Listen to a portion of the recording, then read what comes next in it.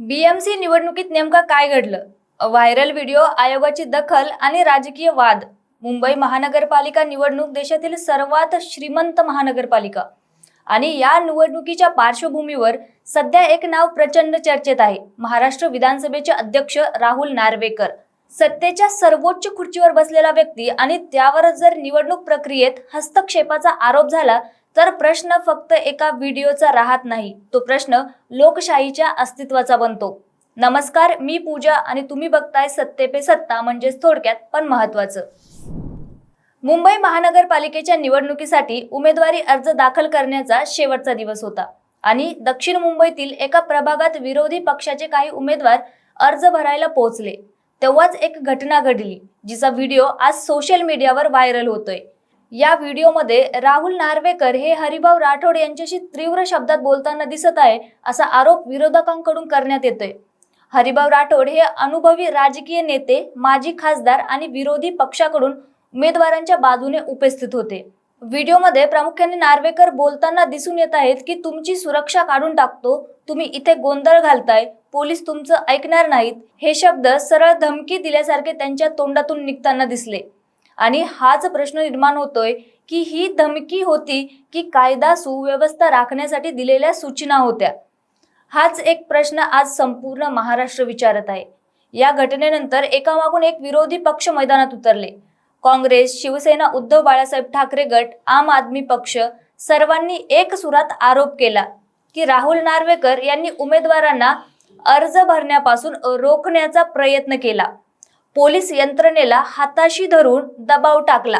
आचारसंहितेचा भंग झाला. काही नेत्यांनी तर थेट असा आरोप केला की काही प्रभागांमध्ये बिनविरोध निवड व्हावी यासाठी हा सगळा प्रकार घडवण्यात आला. बिनविरोध निवड आणि संशय. मुंबई महानगरपालिकेच्या अनेक प्रभागांमध्ये विरोधी उमेदवार अर्ज भरू शकले नाहीत आणि काही ठिकाणी उमेदवार बिनविरोध निवडून आलेत. लोकशाहीत बिनविरोध निवड चुकीची नाही, पण जर ती दबाव, धमकी आणि अडथळ्यांमुळे होत असेल तर तो गंभीर मुद्दा ठरतो. आणि म्हणूनच या व्हिडिओने राजकीय वातावरण पेटवलं. या प्रकरणाला आणखी धार मिळाली जेव्हा असा आरोप करण्यात आला की उमेदवारी अर्ज दाखल होणाऱ्या कार्यालयात संध्याकाळनंतर सीसीटीव्ही फुटेजच उपलब्ध नाही. विरोधकांचा सवाल आहे की जर काहीही चुकीचं घडलं नाही तर फुटेज का सापडत नाहीये? हा प्रश्न केवळ राहुल नार्वेकर किंवा त्यांच्या पुरता मर्यादित नाहीये, तो संपूर्ण प्रशासनावर आहे.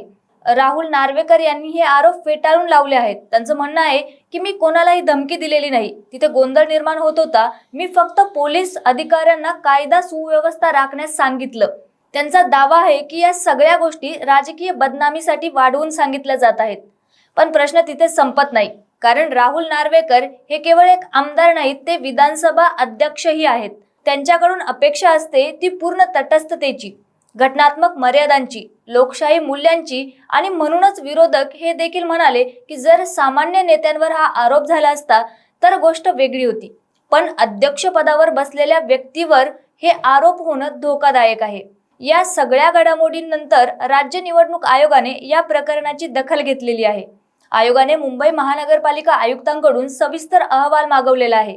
घटनेची तपशील, पोलीस भूमिका आणि फुटेज बाबत माहिती मागितलेली आहे. आता या अहवालावरून पुढील कारवाई ठरणार असं मत आहे. खरं तर ही घटना फक्त एका व्हिडिओ पुरती मर्यादित राहिलेली नाही. मुंबई महानगरपालिका निवडणूक अधिक वादग्रस्त झाली आहे. सत्ताधारी आणि विरोधकांमधील संघर्ष वाढत चाललेला आहे. लोकशाही प्रक्रियेवर प्रश्नचिन्ह निर्माण होताना दिसत आहे. आज प्रश्न असा आहे की राहुल नार्वेकर दोषी आहेत का, की ते राजकीय कटाचा बळी ठरत आहेत? पण हे ठरवणं सध्या कोणाच्याही हातात नाही. एक गोष्ट स्पष्ट आहे, निवडणूक प्रक्रिया जितकी पारदर्शक असेल तितकी लोकशाही मजबूत राहील. आणि म्हणूनच निवडणूक आयोगाचा अहवाल, सीसीटीव्ही फुटेजची सत्यता आणि प्रशासनाची भूमिका या सगळ्यावर महाराष्ट्राचं लक्ष लागून आहे. राहुल नार्वेकरांनी खुलेआम केलेल्या त्यांच्या वक्तव्यांबद्दल तुम्हाला काय वाटतंय कमेंटमध्ये नक्की सांगा. आणि अशाच माहितीपूर्ण व्हिडिओसाठी पाहत राहा सत्ते पे सत्ता, म्हणजेच थोडक्यात पण महत्त्वाचं.